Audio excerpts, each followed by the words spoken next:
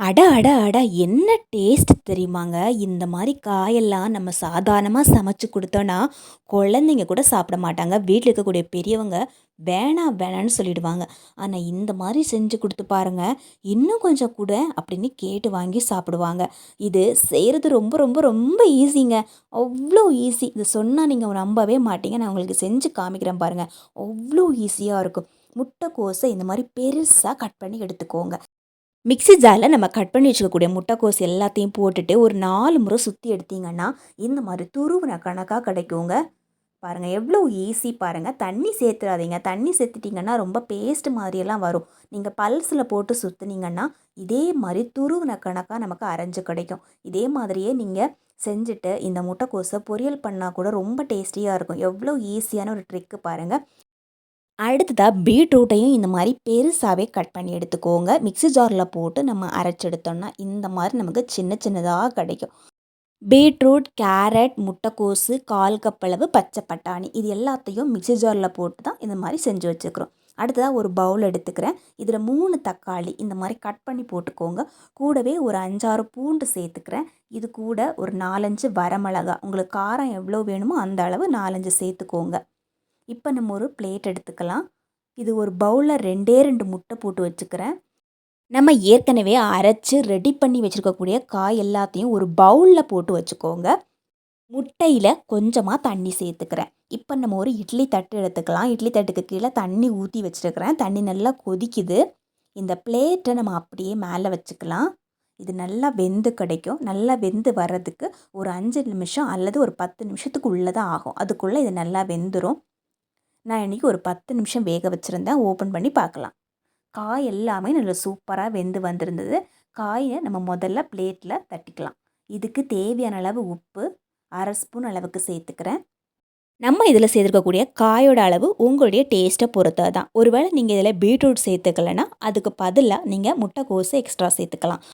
உருளைக்கிழங்கு இருந்தால் அதையும் நீங்கள் கட் பண்ணி சேர்த்துக்கலாங்க. அது உங்களுடைய டேஸ்ட்டுக்கு தகுந்த மாதிரி சேர்த்துக்கலாம். இப்போ நம்ம உப்பு சேர்த்துட்டோம். 1/4 ஸ்பூன் கரம் மசாலா, 1/4 ஸ்பூன் மஞ்சள் தூள், 1/4 ஸ்பூன் மிளகாய் தூள் எல்லாத்தையும் சேர்த்துட்டு நல்லா இந்த மாதிரி மிக்ஸ் பண்ணி எடுத்துக்கலாம். கை வச்சு பிசைஞ்சு மிக்ஸ் பண்ணி விட்டுக்கோங்க. அப்போ தான் இந்த உப்பு காரம் எல்லாம் எல்லா இடமும் நல்லா மிக்ஸ் ஆகி கிடைக்கும். தண்ணி எதுவும் சேர்த்துக்காதீங்க. இதுலேயே லைட்டாக ஒரு ஈரப்பதம் இருக்கும். அதுவே நமக்கு போதுமானதாக இருக்கும். இந்த மாதிரி நல்லா மிக்ஸ் பண்ணி விட்டுட்டு இந்த மாதிரி உருண்டை பிடிச்சி எடுத்துக்கோங்க. இந்த காயெல்லாம் ஏற்கனவே நல்லா வெந்திருக்கிறதுனால நமக்கு செய்கிறதுக்கும் ரொம்ப ஈஸியாக இருக்கும். உருட்டுறதுக்கும் ரொம்ப ஈஸியாக இருக்கும் பாருங்கள். டெய்லி நம்ம வீட்டில் இட்லி, தோசை எல்லாம் செஞ்சு வச்சாலும் எல்லாரும் அதை விரும்பி சாப்பிட மாட்டாங்க. சில டைமில் நமக்கே அதை அரைக்கிறதுக்கும் செய்கிறதுக்கும் டைம் இல்லாமல் கூட போகலாம். அந்த டைமில் நம்ம வீட்டில் நம்மக்கிட்ட இருக்கக்கூடிய காய்கறி வச்சு நம்ம இந்த மாதிரி ஈஸியாக செஞ்சு கொடுக்கலாம். அதுவும் ரொம்ப ரொம்ப ஈஸியாக. இதுக்காக நம்ம பிசைஞ்சு கஷ்டப்படணும், இல்லை அதை பெரட்டி கஷ்டப்படணும், உருட்டி கஷ்டப்படணும்னு அவசியமே இருக்காது. ரொம்ப ரொம்ப ஈஸியாக நம்ம இதை செஞ்சு முடிக்கலாம். இப்போ நம்ம ஏற்கனவே வேக வச்ச முட்டை, அந்த முட்டையை இந்த மாதிரி 2ஆக கட் பண்ணி எடுத்துக்கோங்க. இதில் நான் வந்து 2 முட்டை தான் நான் இன்றைக்கி வேக வச்சுருக்கிறேன். உங்களுக்கு இன்னும் அதிகமான மெம்பர்ஸுக்கு நீங்கள் செய்கிறீங்கன்னா இன்னும் 2 முட்டையை எக்ஸ்ட்ரா வேக வச்சு செஞ்சுக்கோங்க. இப்போ முட்டையை இந்த மாதிரி கட் பண்ணி எடுத்து வச்சாச்சு. அடுத்ததாக ஒரு பவுல் எடுத்துக்கோங்க. இதில் 1/4 கப் அளவு கோதுமை மாவு எடுத்துக்கிறேன். நீங்கள் இதை அரிசி மாவுலேயும் செஞ்சுக்கலாம், கோதுமை மாவுலேயும் செஞ்சுக்கலாம், அல்லது மைதா மாவுலேயும் செஞ்சுக்கலாம். நான் இன்றைக்கி கோதுமை மாவில் தான் செய்ய போகிறேன். இதுக்கு தேவையான அளவு உப்பு 1/2 ஸ்பூன் அளவுக்கு சேர்த்துக்கிறேன். இப்போது 1/2 கப் அளவு தண்ணி சேர்த்துட்டு இந்த மாதிரி கட்டி இல்லாமல் மிக்ஸ் பண்ணி எடுத்துக்கோங்க. தண்ணியை ரொம்ப அதிகமாக சேர்த்துறாதீங்க. ரொம்ப தண்ணி மாதிரியெல்லாம் ஓடக்கூடாது. அதனால் தண்ணியை கொஞ்சம் கொஞ்சமாக ஊற்றி மிக்ஸ் பண்ணி எடுத்துக்கோங்க. இப்போ மறுபடியும் நான் ஒரு 1/4 கப் அளவு தண்ணி எக்ஸ்ட்ரா சேர்த்துருந்தேன். இந்த மாதிரி ஒரு க்ரீமியான ஒரு பதத்துக்கு இருக்கணும். அதுவும் கொஞ்சம் கூட கட்டி இல்லாமல் நீங்கள் மிக்ஸ் பண்ணி எடுத்துக்கணும். அப்போ தான் நம்ம செய்யும்போது கட்டிகள் இல்லாமல் நமக்கு வெந்து கிடைக்கும். பாருங்கள், ஒரு ஸ்பூன் வச்சு நீங்கள் இந்த மாதிரி ஈஸியாக மிக்ஸ் பண்ணி எடுத்துக்கலாம். ஒரு 1/2 கப் கோதுமை மாவு கையில் இருந்தாவே இதை ஈஸியாக செஞ்சு முடிக்கலாங்க. இதே மாதிரி தான் நீங்கள் வேறு மாவு எடுத்தாலும் உப்பு மட்டும் மிக்ஸ் பண்ணி இந்த மாதிரி நீங்கள் மிக்ஸ் பண்ணி எடுத்து வச்சா போதும். இப்போ நம்ம ஒரு பிளேட் எடுத்துக்கலாங்க. இதில் கொஞ்சமாக நெய் சேர்த்துக்கிறேன். ஒரு 1/4 ஸ்பூன் அளவுக்கு மட்டும் நெய் சேர்த்துட்டு இந்த மாதிரி இந்த பாத்திரம் ஃபுல்லாக அப்ளை பண்ணி விட்டுக்கோங்க. நெய் இல்லைன்னா சமையல் எண்ணெய் கூட சேர்த்துக்கலாங்க. நெய் சேர்த்திங்கன்னா நல்லா வாசனையாக இருக்கும். அதுக்காக தான் நம்ம நெய் சேர்த்துக்கிறோம். இப்போது அந்த முட்டை பாதியாக கட் பண்ணி வச்சோம் இல்லைங்களா, அந்த பாதி முட்டையை இந்த மாதிரி எடுத்துக்கோங்க. அதே மாதிரி நம்ம வந்து அந்த காய்கள் எல்லாத்தையும் வேக வச்சு நம்ம வந்து உருண்டை பிடிச்சி வச்சுருந்தோம். அதில் ஒரே ஒரு உருண்டையை மட்டும் இந்த மாதிரி எடுத்துட்டு முட்டைக்கு மேலே இந்த மாதிரி அப்பி விட்டுக்கோங்க. இப்போ நல்லா அதை அமுக்கி விட்டுக்கோங்க.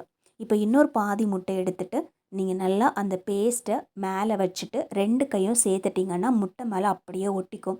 ஏற்கனவே நம்ம மாவு மிக்ஸ் பண்ணி வச்சுருந்தோம். அந்த மிக்ஸ் பண்ண மாவில் இந்த மாதிரி நல்லா கோட் பண்ணி எடுத்துக்கோங்க. மாவு ரொம்ப தண்ணியாக இருக்குதுன்னா அது அவ்வளோ சீக்கிரம் ஒட்டாது. தண்ணி மிக்ஸ் பண்ணும்போது மட்டும் பார்த்து மிக்ஸ் பண்ணிக்கோங்க. தண்ணி கொஞ்சம் அதிகமாகிடுச்சுன்னா நீங்கள் எக்ஸ்ட்ரா மாவு போட்டு இந்த மாதிரி கொஞ்சம் கெட்டியாகவே மிக்ஸ் பண்ணி எடுத்துக்கோங்க. பிளேட்டில் கொஞ்சமாக நெய்யோ எண்ணெயோ அப்ளை பண்ணி விட்டுட்டு இந்த உருண்டைகளை நம்ம அப்படியே அதில் விட்டு வச்சுக்கலாம். இப்போ ஒவ்வொன்றா அந்த முட்டைக்கு மேலே ஒரு ஸ்டஃபிங்கை வச்சுட்டு இந்த மாதிரி நம்ம கோட் பண்ணி எடுத்துக்க போகிறோம். எடுத்துகிட்டு அந்த பிளேட்டில் நம்ம அப்படியே வைக்க போகிறோம். நீங்கள் இதை இன்னொரு பிளேட்டில் மாற்றுனீங்கன்னாவோ அல்லது கொஞ்சம் டைம் விட்டு நீங்கள் வேக விட்டிங்கன்னாவோ மாவு எல்லாம் கீழே வந்துடும். அதனால் முதல்லையே நீங்கள் இட்லி பாத்திரத்தில் தண்ணியை சூடு பண்ண வச்சுட்டு அதுக்கு மேலே நீங்கள் பிளேட்டை வச்சிடணும். அதுக்கப்புறமா தான் நீங்கள் இந்த கோட்டிங்கே கொடுக்க ஆரம்பிக்கணும். அப்போ தான் நம்ம வந்து வச்ச உடனேயே அது வேக ஆரம்பிக்கும். அந்த மாவு அவ்வளோ சீக்கிரம் பிரிஞ்சு ஓடாமல் இருக்கும். இப்போ எல்லாத்தையும் வச்சுட்டோம். இதை வந்து மூடி போட்டு விட்டுறலாம். இது வெந்து வரும்போது எவ்வளோ சூப்பராக இருக்குது அப்படின்னு நீங்களே பாருங்கள். ஒரு மிக்ஸி ஜார் எடுத்துக்கோங்க. நம்ம ஏற்கனவே வேக வச்ச அந்த பூண்டு, தக்காளி எல்லாத்தையும் சேர்த்துக்கலாம். கூடவே வரமிளகா அதையும் நம்ம சேர்த்துக்கலாம். காரத்துக்கு தகுந்த மாதிரி நம்ம உப்பு சேர்த்துக்கணும். இப்போது கொஞ்சமாக புளி சேர்த்துக்கிறேன். ஒரு சின்ன எலுமிச்சைப்பழ சைஸ் அளவுக்கு புளி சேர்த்துக்கிறேன். தண்ணி எதுவும் சேர்த்துக்க வேண்டாம். ஏன்னா இந்த நம்ம சேர்த்துக்கக்கூடிய இந்த தக்காளிலே தண்ணி இருக்கும். அதுவே நமக்கு கரெக்டாக இருக்கும். தண்ணி எதுவும் எக்ஸ்ட்ரா சேர்த்துக்க வேண்டிய அவசியம் கிடையாது. இது ஒரு சூப்பரான கார சட்னி. ரொம்ப ஈஸியாக நம்ம செஞ்சு எடுக்கலாம். இதில் எந்த விதமான பச்சை வாடையும் அடிக்காது. சாப்பிட்றதுக்கு ரொம்ப டேஸ்டியாகவும் இருக்கும். இப்போது இது எல்லாத்தையும் நம்ம வந்து ஒரு பவுலில் மாற்றி விட்டுக்கலாம். கடைசியாக உங்களுக்கு தேவைப்பட்டால் உங்களுக்கு டேஸ்ட்டுக்கு தகுந்த மாதிரி கொஞ்சமாக வெங்காயத்தை கட் பண்ணி போட்டுக்கோங்க. வெங்காயம் சேர்க்குறது ஆப்ஷனல் தான். நான் இன்றைக்கி ஒரு கைப்பிடி அளவு சேர்த்துருந்தேன். வெங்காயம் சேர்த்து நம்ம சாப்பிடும்போது ரொம்ப டேஸ்டியாக இருக்கும்.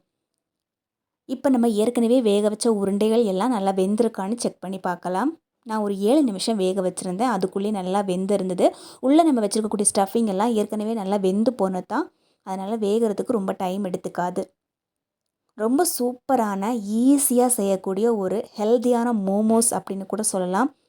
சாதாரணமாக நம்ம மோமோஸ் செய்யணும் அப்படின்னா அதுக்கு ஷீட் ரெடி பண்ணணும். ஆனால் இது அப்படியெல்லாம் ஒன்றுமே கிடையாது. ஜஸ்ட் நம்ம குழச்ச மாவுலேயே இந்த மாதிரி நம்ம டிப் பண்ணி எடுத்து வச்சு வேக வச்சுக்கலாம்.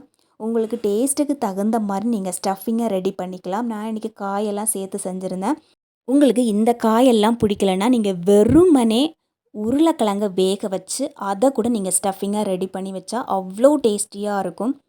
ரொம்ப டேஸ்டியான ஹெல்த்தியான ஒரு மோமோஸ். இதை நீங்கள் சாயங்காலம் ஸ்நாக்ஸாகவும் சாப்பிட்டுக்கலாம் அல்லது ஒரு டிஃபனாக கூட செஞ்சு சாப்பிட்டுக்கலாங்க. அவ்வளோ டேஸ்டி, அவ்வளோ ஹெல்த்தி. வீடியோ பிடிச்சா லைக் பண்ணி ஷேர் பண்ணுங்கள். கண்டிப்பாக ட்ரை பண்ணி பாருங்கள். உங்கள் ஃப்ரெண்ட்ஸ் அண்ட் ஃபேமிலிக்கு இந்த வீடியோவை ஷேர் பண்ணுங்கள்.